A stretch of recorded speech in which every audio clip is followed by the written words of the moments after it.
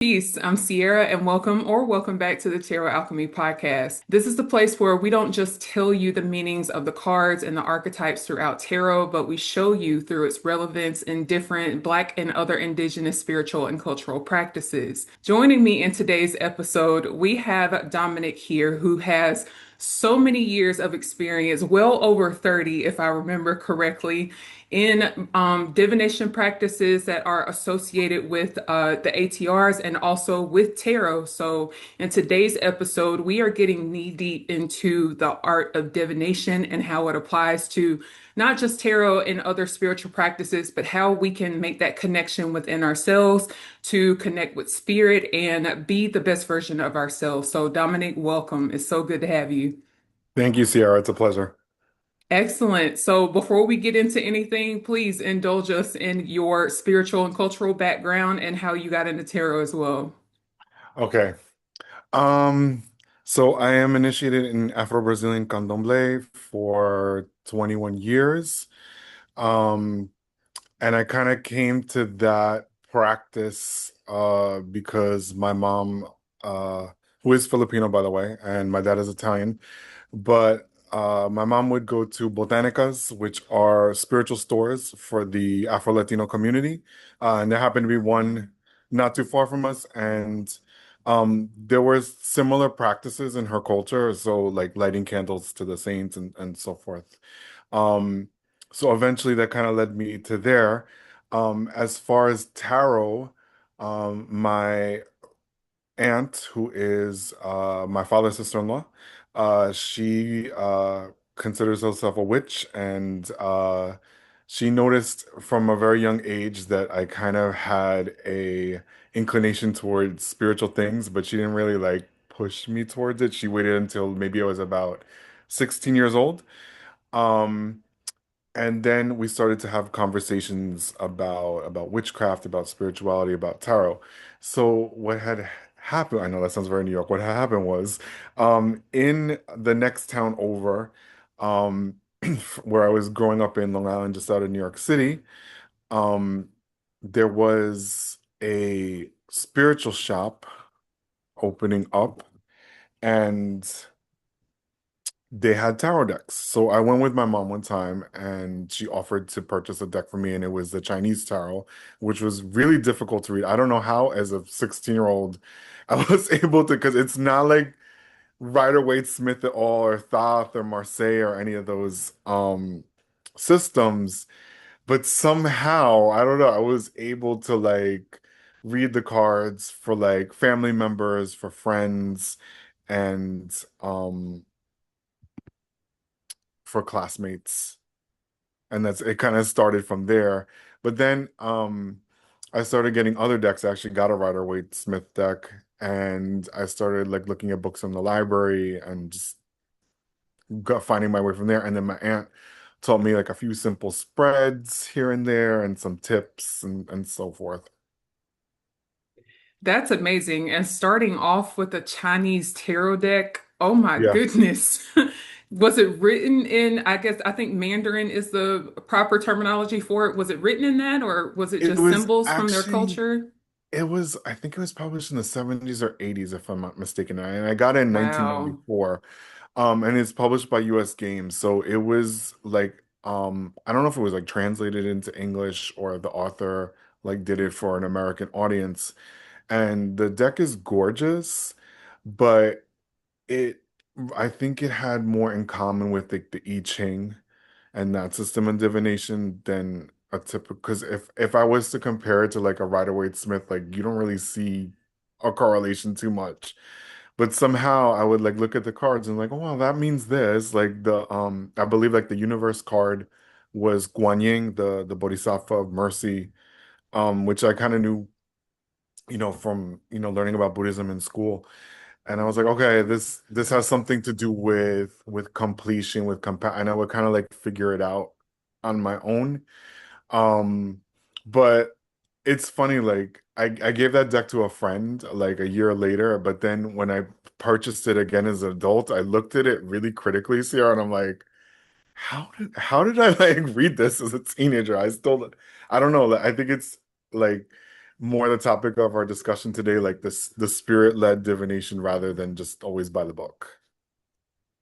That's a huge difference. And I think that's a huge difference in Black and other indigenous spiritual and cultural practices is that we don't just take the surface level of meanings. There is a spirit in it that also comes through. And the way that you're talking about, looking at that tarot deck now that you had initially started reading from and being able to see, how did I do this?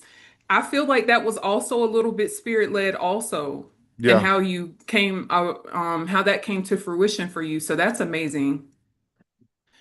When it comes to reading tarot now, what decks do you like to use, or like what's your system?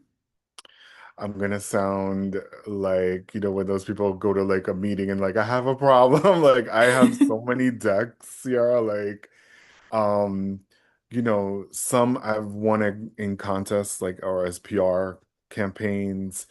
Some I've purchased, some have been gifted to me.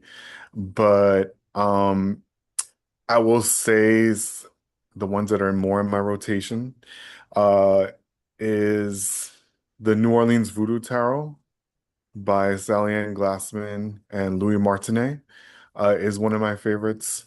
Um, Another one would be the Hanson Roberts Tarot, which did have as a teenager and purchased again as an adult, which is very like Rider-Waite-Smith coded. Um, and then I would have to say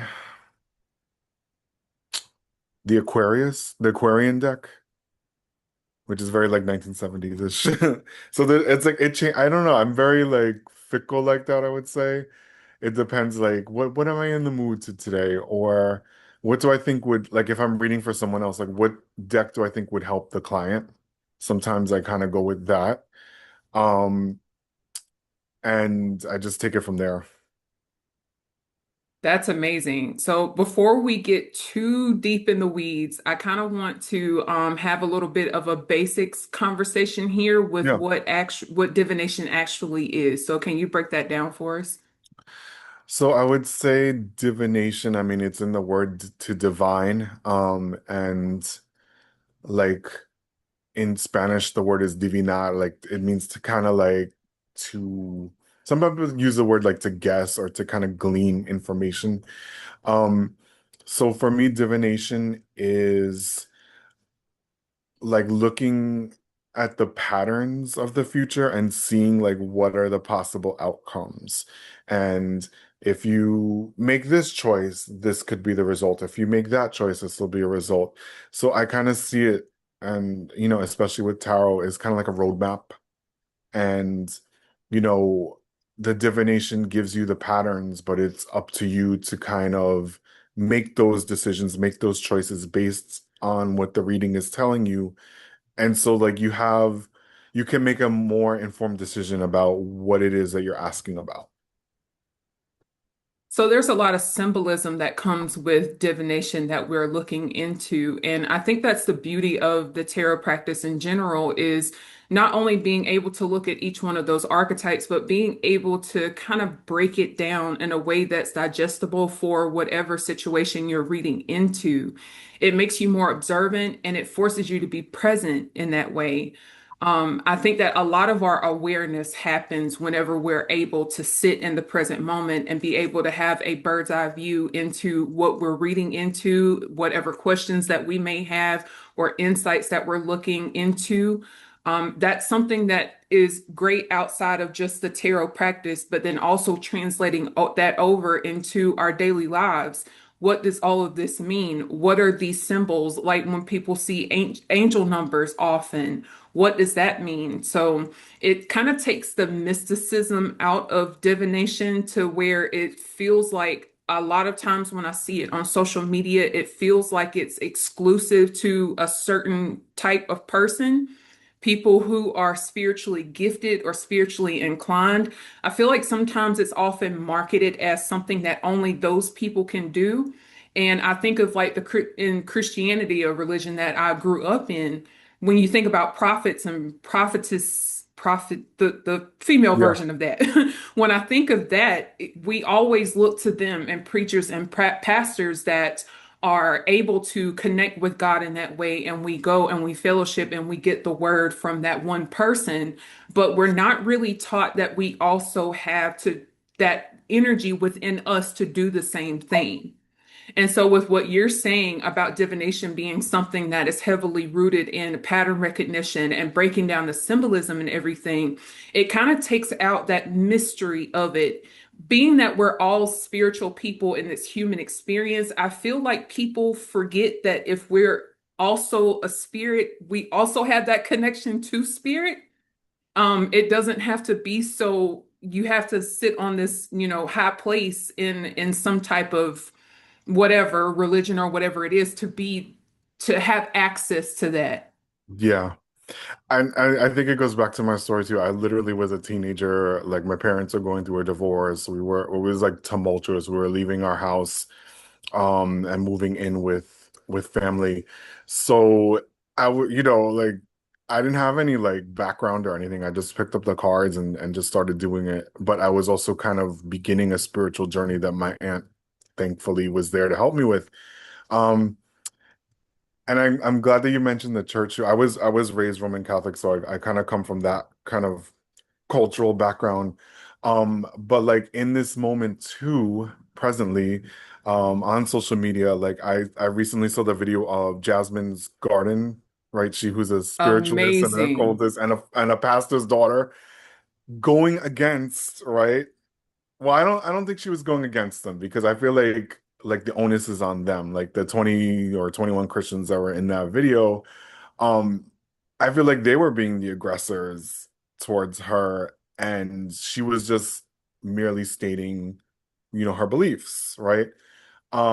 And I think in that discussion they kind of had that, to your point, where in a more spiritual perspective versus like a traditional religious perspective, that we we have that sovereignty, we have that authority, and divination is one of the tools that we can use, to improve our lives, rather than, going to church and maybe hearing the pastor or the priest or the cleric just tell us what the sacred scripture says. Like the tarot or other forms of divination are like living, breathing scriptures for us, and they're not set in stone. They are subject to change and depending upon how we interpret them and the energy at the time and so forth.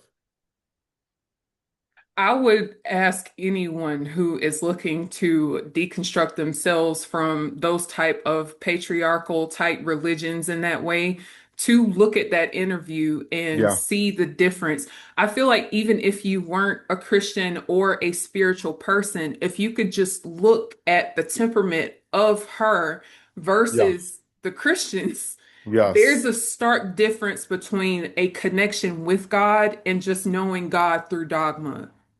yeah, correct. And even in like the body language I observed from the 20 Christian women, it was very like they're on the attack, right? Instead Hmm. of having like a conversation, a discussion, it's just like I feel like that they were trying to like convert her and everything. Um, and then tarot was actually brought up in the discussion. Also, tarot, divination, and so forth was discussed. So I think it's like we are sitting kind of in this cultural moment where traditional religion is being challenged, and alternative spiritualities and forms of connecting with God and the divine are becoming more popularized. And I think that's why this conversation is so important because if we are taking a look into these religions and what they're teaching and how they're making you become the best version of yourself, I feel like having a conversation around divination specifically gives you the keys and the tools to be able to determine what that is for you. And, I've said many times before, I'm not harping down on Christianity or any religion, but it's the matter of how it's being taught to you. Do you feel like you can only access this energy through a certain person? Do you feel like your whole life has to be suffering and hell and damnation and trials and tribulations in order to gain your heaven somewhere else? It's what makes the most sense for you on your own journey. And divination is like that bridge that bridges the gap between just knowing God through what other people have said, through that book that went viral Yeah. over thousands of years, versus what does God and what does spirit mean to you, and how prominent is that energy in your life and in how you move, in your purpose, in your calling, and so forth. So when we talk about divination specifically, do you feel like there's any spirits that can communicate through tarot, or is it just merely personal, subconscious type thing? I think it depends on the reader, and sometimes like both can come into play depending. And I think it goes back to your point too of like you don't need to have this special title or ability to read. I usually tell people, pick up the deck, write about it, look at the cards. For me personally though, Sierra, I would say for me, like when I'm doing a reading for myself or for clients or for friends or family, like definitely the ancestors, the spirit guides will make their presence. And with my family especially, they cannot keep their opinions. They couldn't keep their opinions to themselves when they were alive. And so like in the afterlife, I noticed like it's the same thing. Um, so I think it depends on the reader. In some traditions, it is also believed that people have certain spirit guides that may help them with divination. Like they may have a Romani spirit, they may have a spirit of maybe, let's say, someone was a Taoist in their spiritual frame. Maybe it helps them read uh, a Chinese system of divination and so forth. So there are guides that people have that can assist with them, or ancestors even that may have been readers or may have just had that psychic gift. Um, and that could help them. But I think that like you don't necessarily need that, but it definitely helps. Are you familiar with playing cards at all? Do you Yes. use them? Yes. So there's like different systems for that, and the ones that I use, because my father is Italian, so in Italy there is a system of cartomancy, based on playing cards that were brought over from Spain, because southern Italy was part of the Spanish Empire for like 200 years, and they brought this card, like this system of cartomancy over. Um, and from what I noticed, whether it's like the Italian system or the Spanish system, or in people that practice hoodoo that also do cartomancy, like the playing cards are very blunt. I feel like tarot is a little bit more esoteric and can be used for fortune telling and things like that, but I feel like the playing cards are very like what you see is what you get. Kind of similar to Lenormand is very much like that, where it's very like this is what's happening and this is the solution, and if you do this, this is the consequence of that, or this is the positive effect. It seems very like specific. I bring that up Yeah. because you mentioned the ancestors being Mhm. spirits that can help, that can communicate through tarot.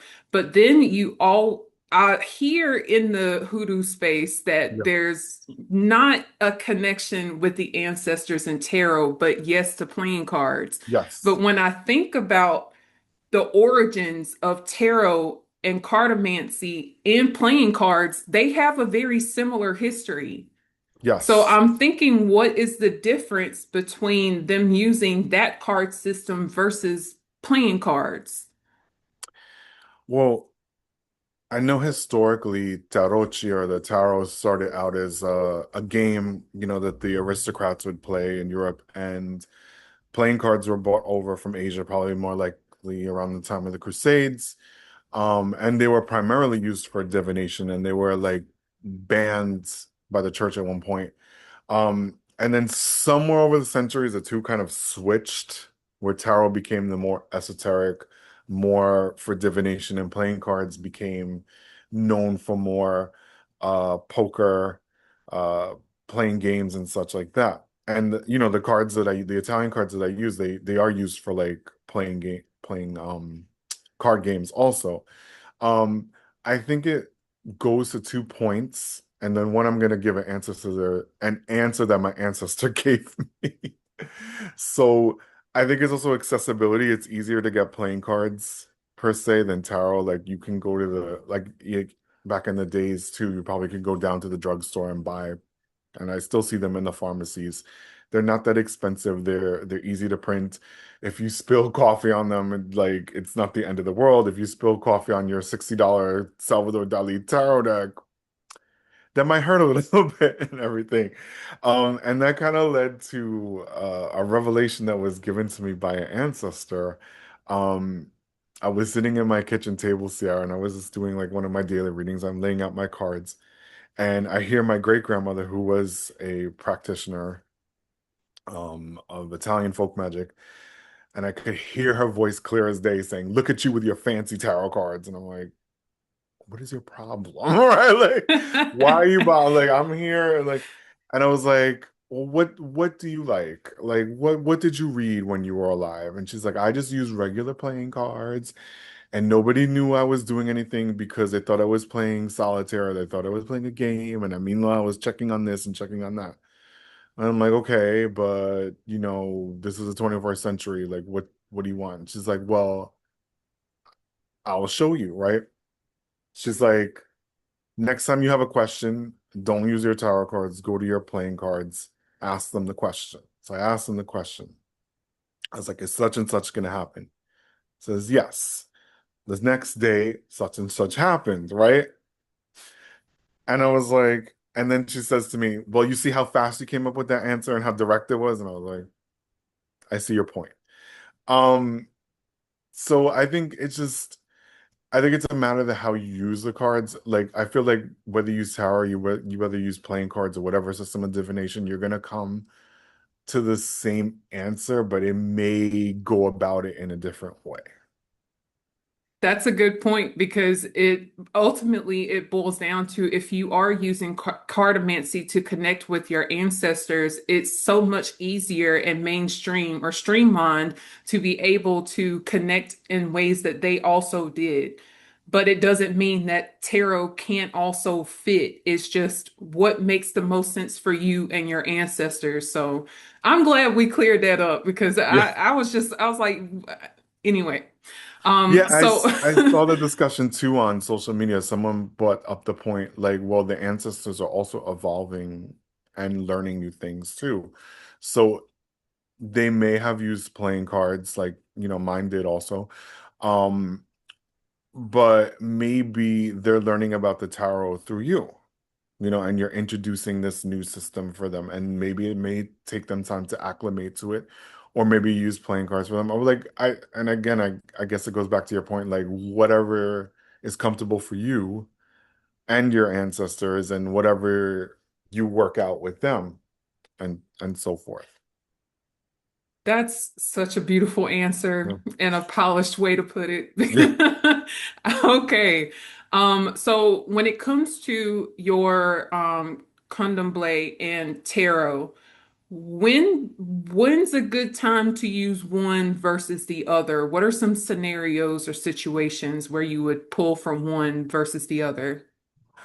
I would say this, and I think it depends upon what the situation is like, let's say a client is coming to you, um, for like they want to know if they should move to another city to get a job or something, for example, like that. I don't know if I would go necessarily, um, to like more Ifa-centric or Orisa kind of divination for that. I could probably just take out the deck of cards and tell them, what's going on, and maybe the guide or the ancestor may provide additional information on what to do. Now, if per se that client has been experiencing a lot of blockages, in their life where it's like they've gone on like 20 interviews and like nothing is happening for them. I may do a divination with the Orishas because then, so I look at, and this is something I noticed not just with my own tradition, but like any kind of Ifa centric or Orisha tradition. It's very much like a prescription from the doctor, right? So it's like when that pattern or that Odu falls in the shells or what the Babalaos use the ikin, the palm nuts, like it is very specific. It tells you exactly what the situation and it gives you exactly what the remedy is to remedy that situation. So I would say I kind of would like think you would have to use your best judgment. Now, there are certain circumstances like when you absolutely have to use um the divination that's connected to the Orishas or to Ifa because it's something pertaining specifically to the religion.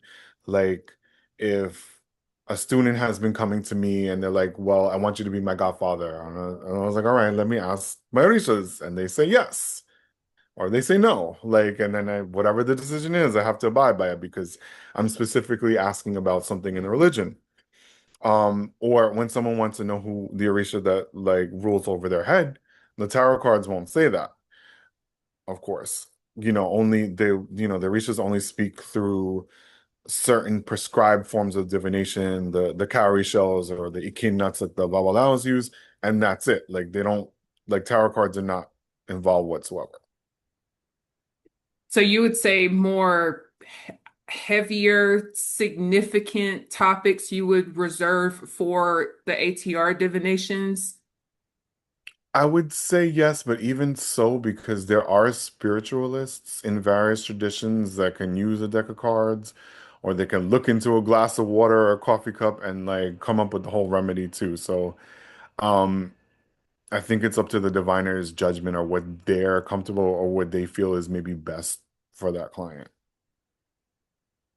And speaking of those systems, you mentioned the Voodoo Tarot deck earlier.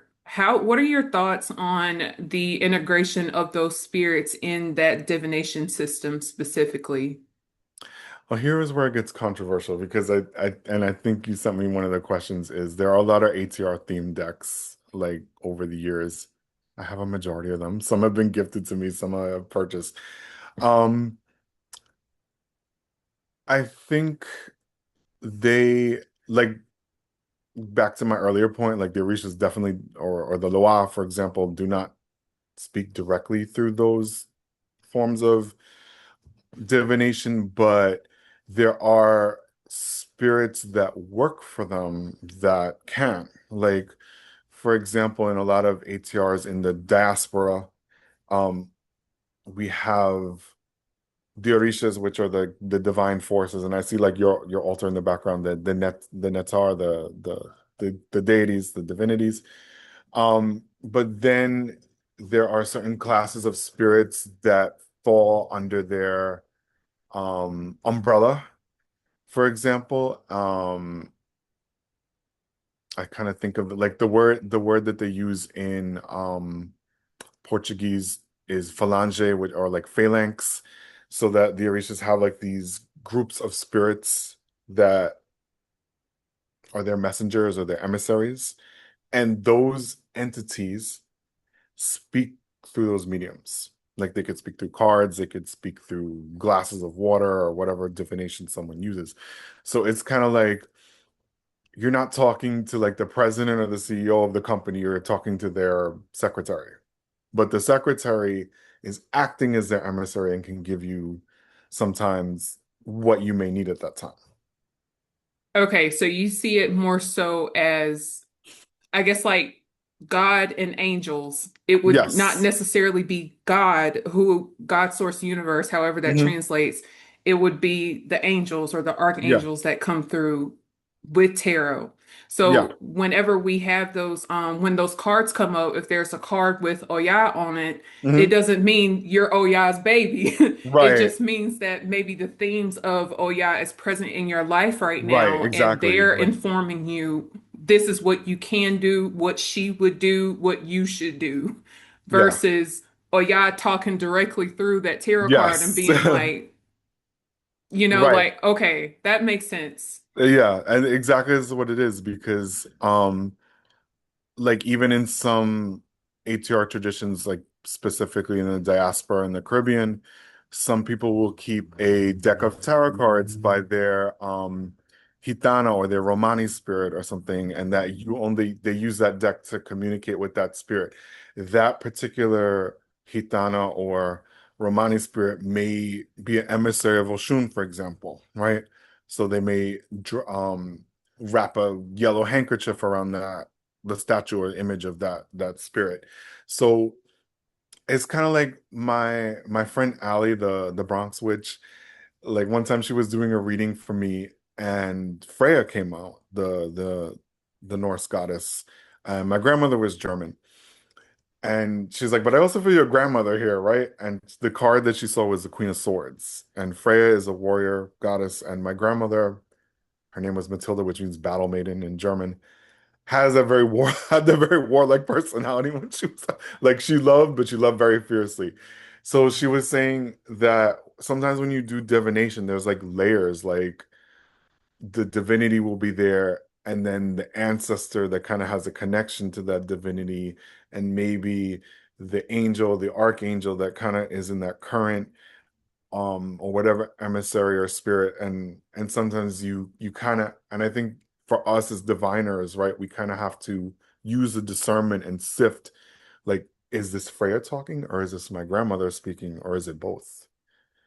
And then that's why I think it's important, like when you look at the cards or runes or whatever divination you're using, and like take that time to like decipher the message before you tell the client, or before you like, you know, write it down and tell yourself what's going on, like to take that moment to decide like who is speaking, or what are they saying?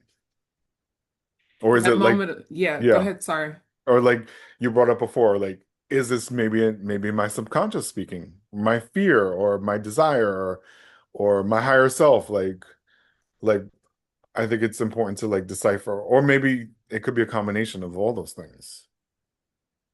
I agree. And I think it's important before we start actually divining with cards is to set the stage, so to speak, and to make sure that who you're communicating with is who you intend to communicate with. I think just making sure that you say that within yourself, whatever phrases or prayers that you say before you begin divining, just to make sure that you know who you're talking to and that they mean you well. I think would be a great tip for anyone who's using tarot and communicating with spirit that way. Um, when it comes to your ATRs and ATRs in general, how do they feel about using tarot in addition to that practice? I think it runs like the full spectrum of Ciara, where there are people, I would say, that are like super traditional and say like if it doesn't have a Yoruba or a Congo kind of basis, then it should not be used at all.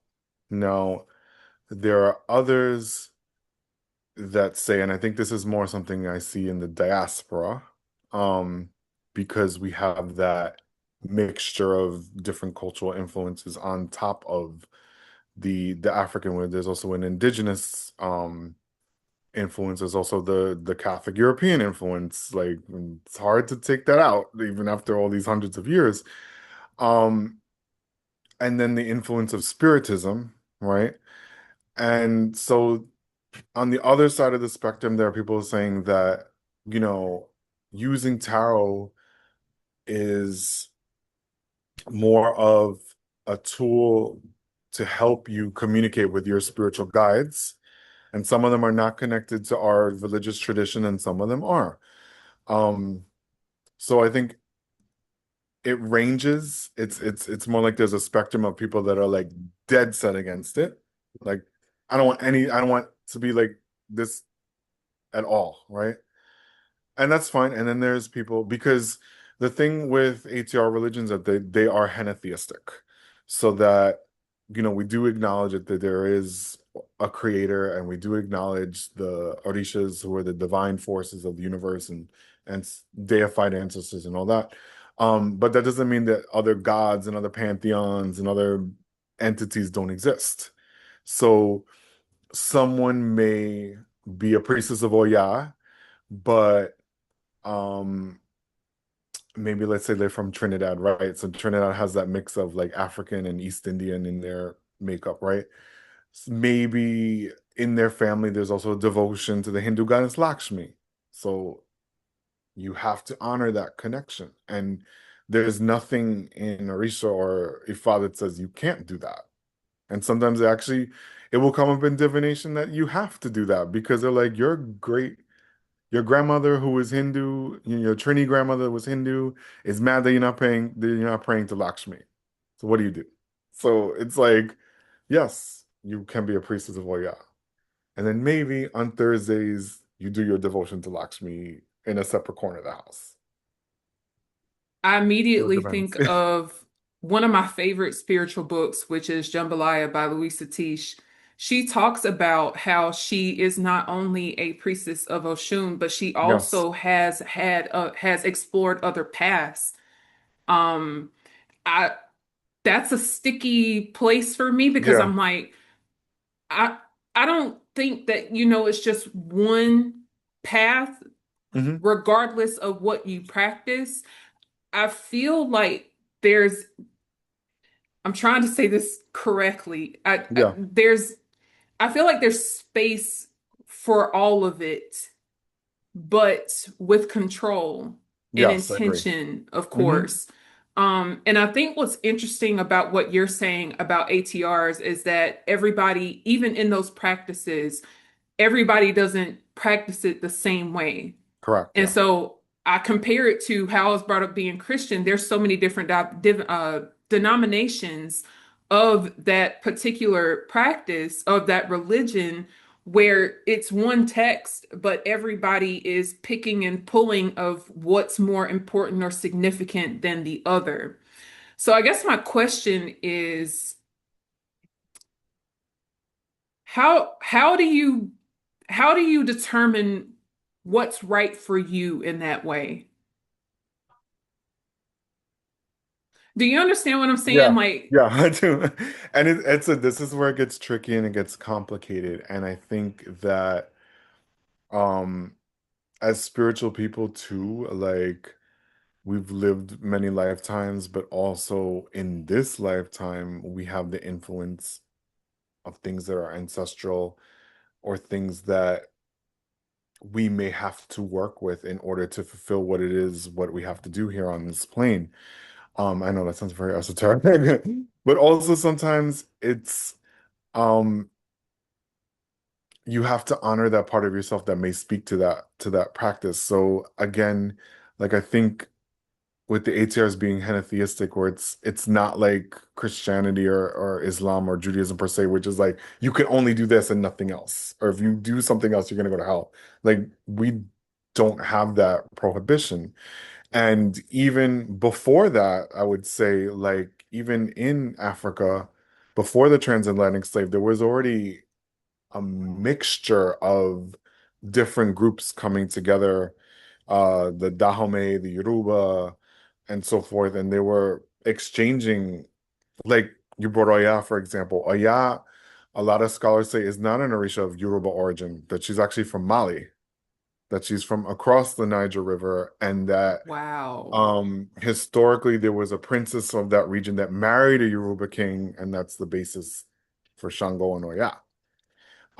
In one aspect or avatar, I would say. So, there is that. So I would say this, like it kind of goes to your point, like you can practice certain things will intersect, and certain things are separate.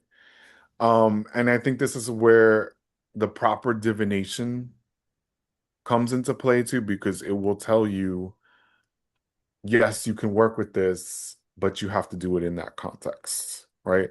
Or if you're at it from, let's say you're reading your tarot cards or you're playing cards, it may tell you like maybe you should set up this shrine this way, and you do it in a certain way. Right. So like in either case, I think it's like sometimes you need that guidance or go to an elder that maybe because there are people that are, they are initiated in an Orisha tradition, but also in Haitian voodoo. And how do they kind of do both? And then there's an intersectional overlap between those traditions also. So it becomes this very like delicate balance of what to do. Um, so like I'm initiated in a Orisha religion, but part of my ancestry, the Olympian gods are there. So Artemis has been one of those vocal deities. It's like, I'm here and you're not going to ignore me.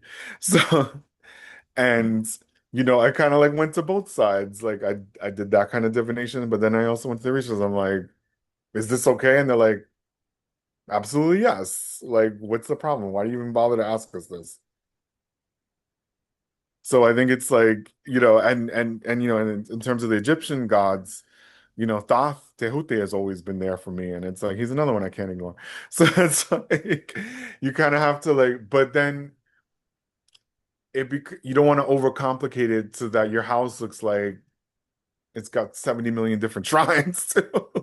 Like, so it's and that could happen, especially in this day and age with social media. People are watching videos like they're like, oh wow, there's this video on Aphrodite. Let me do this and let me do that. And like, but how do you, and again, it's like it goes back to your point, like, how do you know is that Aphrodite calling to you, or maybe it's a guide that represents her, or maybe it's something total like a trickster spirit masquerading as something else. So again, there's a danger of that. So I think it's like proper divination or going to an experienced practitioner that can help you guide you through that process. And it could be done, but I think it's like anything, like um spirituality is not like a quick fix or a one and done. Like you kind of have to know what you're doing, develop your discernment, and then take the proper steps. Which leads me right into my next question when it comes to divining and knowing what's for you and what isn't. What are some helpful tips in that area? Um, so I know like from an Orisha perspective, like there are certain taboos that you can't do when that come through divination, and it's like you're pushing your luck if you're trying if you want to press that issue. And I'm speaking from personal experience, like in one of my patterns, it says like not to have business partnerships, right? That I have to do everything solo. So the one time I tested that, Sierra, it was disastrous, and I'm gonna leave it at that. So that's like, those are lessons that we learn.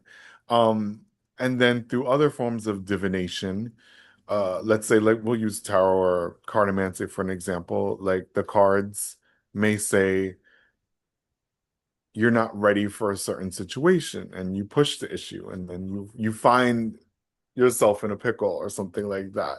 That still doesn't mean like I'm trying not to be fatal, like have a fatalistic viewpoint. This still doesn't mean like that's the be all end all, but maybe you need to see what the cards are saying and then maybe ask additional questions.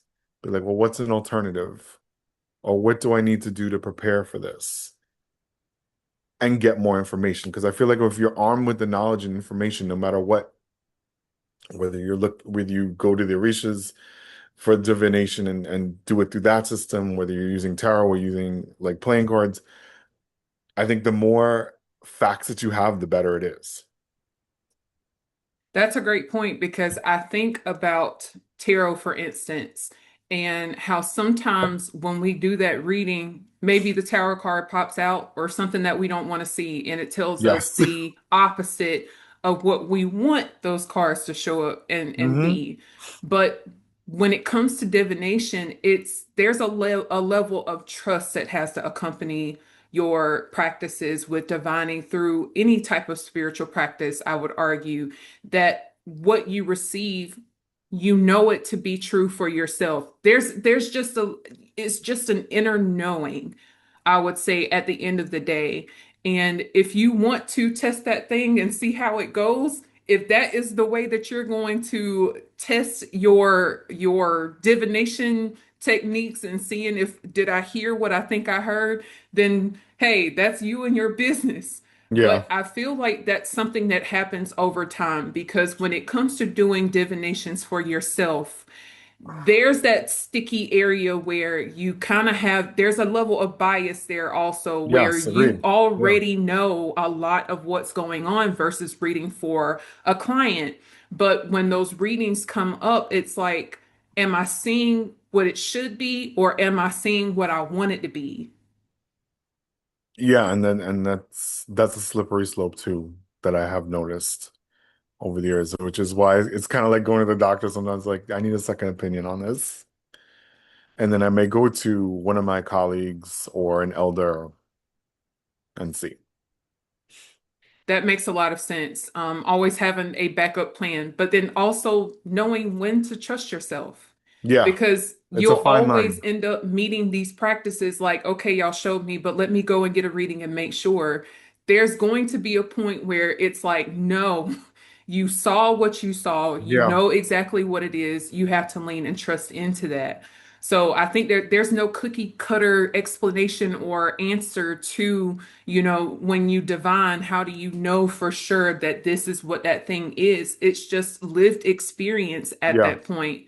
I would even say if you're somebody who is spiritually inclined or advanced in certain clairs like clairvoyance or clairaudience, to also employ those types of spiritual gifts within your practice that gives you that added layer of interpretation, I would say, to show you exactly what it is and trusting and leaning on that understanding. Because if you're in the middle of a awful situation, you're not going to have time to pick up tarot cards or call yeah, someone for a reading. There's something beyond just the cards itself that happens with divination that teaches you a level of mindfulness and awareness that is obtained that helps you outside of your altar or your safe space where you meet with spirits. It trains you in that way, I would say.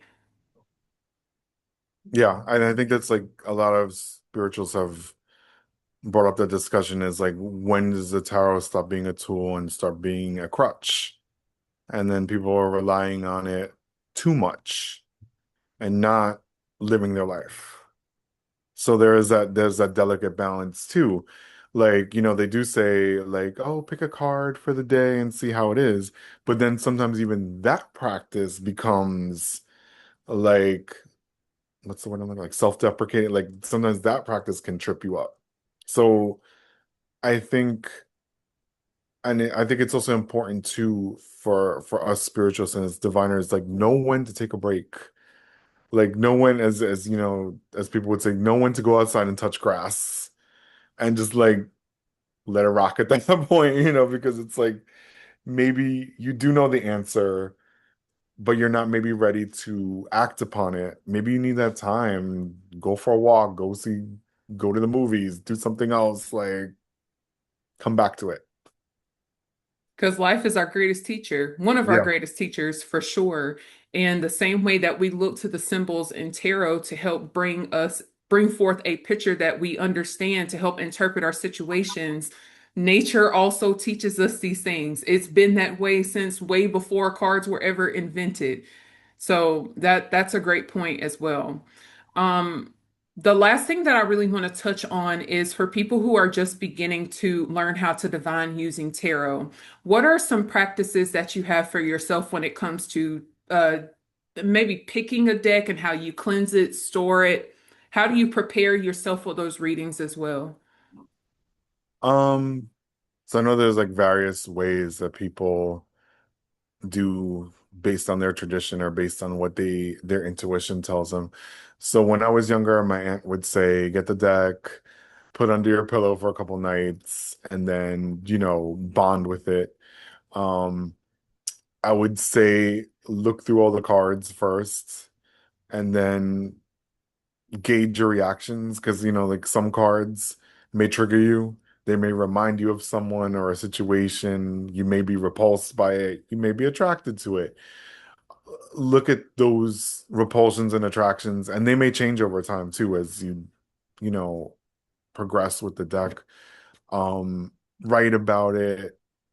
Some people that are more artistically inclined, maybe they'll make a collage or something. Maybe you make a playlist, because I like to make playlists or things like, um, and I think it just, and then look at different perspectives. You could, there's nothing wrong with reading a book or reading the guidebook, but also taking that knowledge and then building upon it, I would say. And then as far as cleansing, some people cleanse with smoke, some people cleanse with sound, some people will put crystals on top of it. Liquids, I don't know, that could be tricky because, that could ruin the drink also, but um there's different ways that people use to cleanse. So I would say like whatever you do that feels right to you, um to cleanse your space or yourself, like it probably is okay for the deck as long as it doesn't damage the material. Um, and then just as, we cleanse ourselves and our spaces, like from time to time, it's good to cleanse the deck, I would say, especially if you're reading for clients. Because ultimately the cards are an extension of you. Yeah, And so the way that you would take care of yourself should be the way that you take care of those cards there and treating them in my opinion, as a sacred extension of yourself yeah, and not having too many people in their hands all over them or looking at. yeah. I know there's people who do readings and they're like, here, choose your own cards and, shuffle through. Hey, I'm go not one of for those it. people. I'm not one of them. I don't like I'm like, especially that. my $60 Salvador Dali deck. I'm like, you're not touching that. Please don't. But But if that works for someone, hey, great. Like, absolutely. Um, and one more question. When do you know to read for yourself versus having others read for you? hmm, that is a good question. I think when, let's say, the divination becomes confusing and it's just like it doesn't make sense, perhaps, or if it's something like you're in that situation, you feel overwhelmed, like maybe it's good to go to a colleague or an elder to do the divination for you because sometimes like you're also too close to the situation or you may like I think it's like you said before like am I seeing this objectively or am I seeing what I want to see? So I think it's like if you start to have that doubt, maybe it might be a good idea to get a reading from someone else that has a more objective perspective that can see the situation more clearly. I lied. There's one more question. Yeah, no, no, no. So, and a very important one. In the world of TikTok tarot readers and whatever the case may be, um, what are some helpful tips to keep people from getting scammed? Okay. That's interesting. My goddaughter, who's a daughter of Oshun, is a TikTok tarot reader. I was like I 10,000 was too, followers. so hey, I'm no And I've shade done there it. at I've done all. it. I've done it too. And like I told her, like I can't do what you do because I would get annoyed.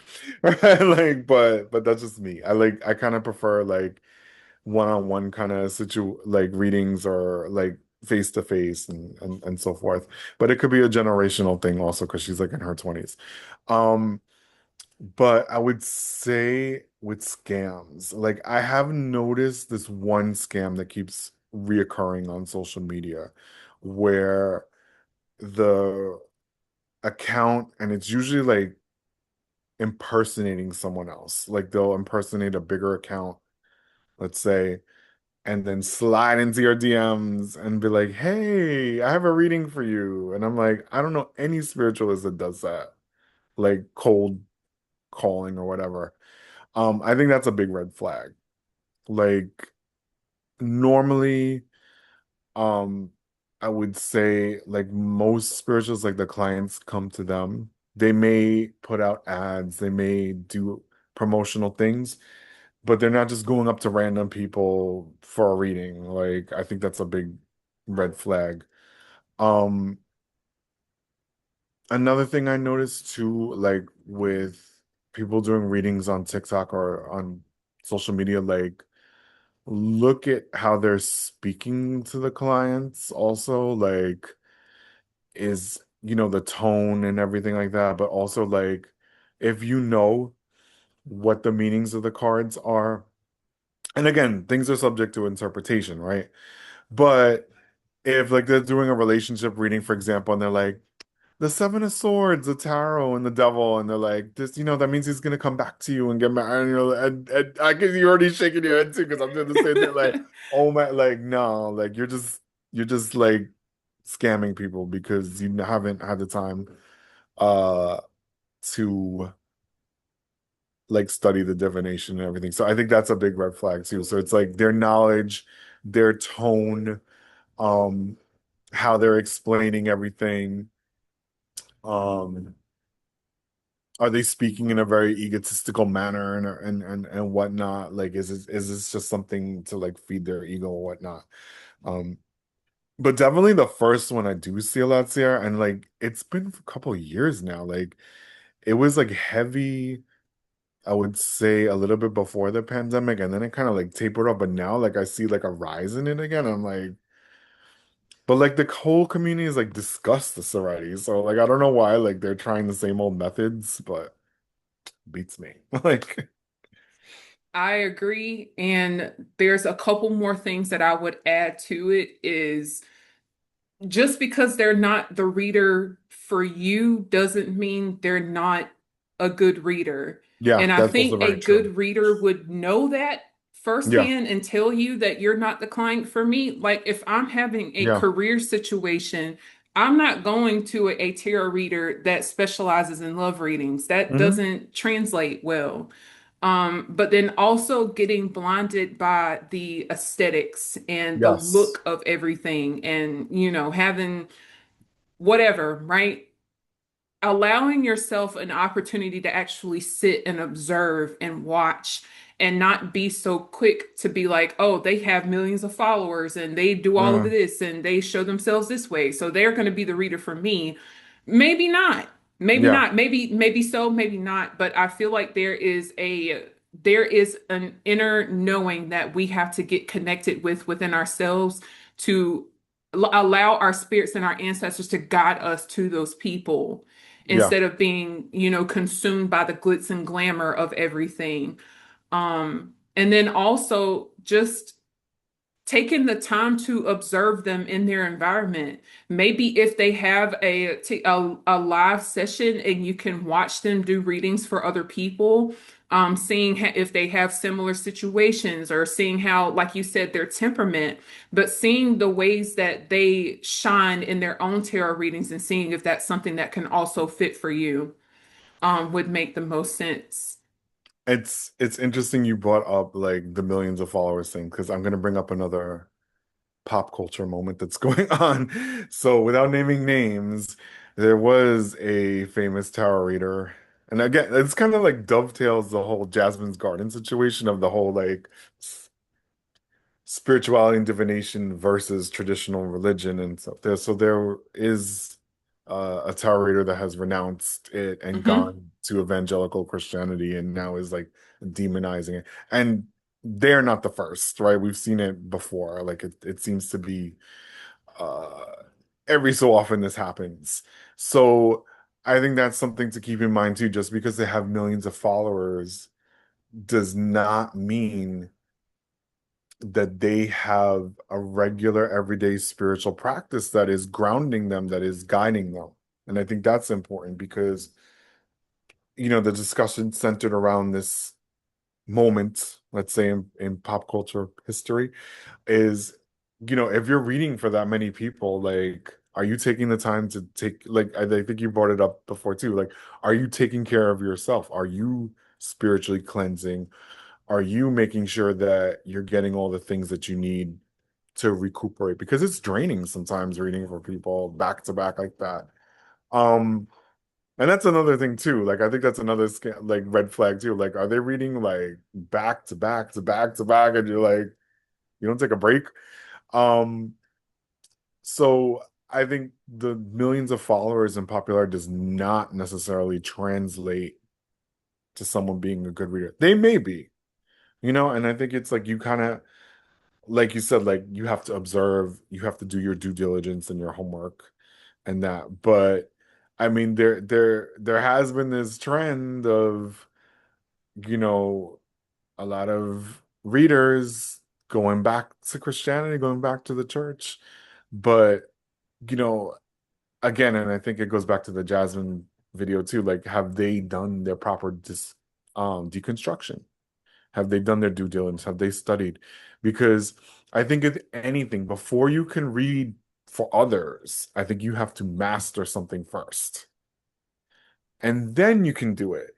But you can't just set up shop. Like I don't think I started doing professional readings until maybe I was like more than 10 years in. And even then I wasn't charging that much. But like when I started as a teenager, it was like let me read my classmates. Let me read my family members. Let me do that. Like it wasn't even like in my mind that I was gonna do this like professionally, you know. But I think now because the access is easier, people will set up shop immediately, and then you're like, but wait a minute, you just learned how to read tarot like 2 days ago. Like, Yes. And it kind of defeats the purpose because I feel like tarot is a very personal practice. yeah, And if you're just in this for the money, or if you're in this for the fame or the recognition of it, it's gonna show. yeah, It's it gonna is. show. And when it comes time to show and prove, there's there's nothing there. Yeah. But that's a great point also. Any final thoughts on this conversation or anything extra about divination you feel like maybe we didn't touch on or I think to build upon what we just talked about too, with like having to master it, I think in mastering it, like you're constantly learning. Like you may have gotten better at divination, but then there's something new to learn. And I think the cards are always teaching us new things about ourselves, about the world around us. And sometimes like you might notice like a symbol or a color in the deck. And maybe you had this deck for 10 years, but you're like, oh, I never noticed that. Like I think there's constant like opportunity to learn new things. And I think we just have to remain open to that and not get stuck in that mindset that like, oh, I'm proficient. You're proficient, but like there's still more to go. Like, and I think we kind of have to embrace that curiosity and embrace that open-mindedness about the practice so that it stays fresh. I think it limits you. I think it limits you and it limits your practice and it limits your growth when you feel like you know everything. And there is this level of curiosity that enforces and encourages growth in ways that are beyond your wildest dreams, I would say. So that's a great point to bring up as well. This was such a beautiful conversation. Like Yes. there's so many nuggets in here. I'm thinking, yes, Instagram clip here, there. Like you are amazing. And thank you so Thank you. much for doing this episode. And before we go, would you mind telling us a little bit of the services that you offer or any upcoming events that you have as well? Um, so I do tarot readings, I do mediumship. I do read the cowrie rituals for their rituals, but only in person, because that's a traditional point. Um, I do virtual readings when it certain entities like Bombagier and Eshu that are ancestral spirits, and I use a different set of shells for that. So that is available because some people are needing that. Um, I will be teaching more classes in the future, so stay tuned. I'll be putting it on social media. Uh, I most likely will be doing an in-person class on the Seven African Powers next month in Queens, New York City. And as I get more of the details, I'll put that out. This is crazy because every single person that I have interviewed is, with the exception of two, are from New York. So I don't know what y'all got going on up there, but I need to take a visit for sure. Because there's so many of you guys, and it's beautiful that y'all are so prominent on social media, especially for that area, so people can reach out and find you guys as well. So that's beautiful. Yeah.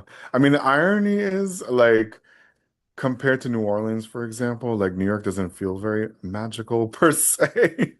But Really? I think it's New York is a very Capricorn kind of city. So, it has a very Capricorn Saturnian kind of vibe.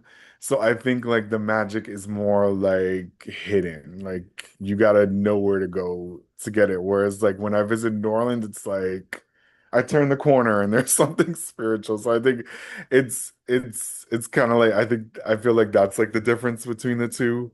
But I think in terms of spiritualists, I think there's just as many spiritualists here in New York City. It's just that, um, you know, it's not as maybe out and open per se as over there. But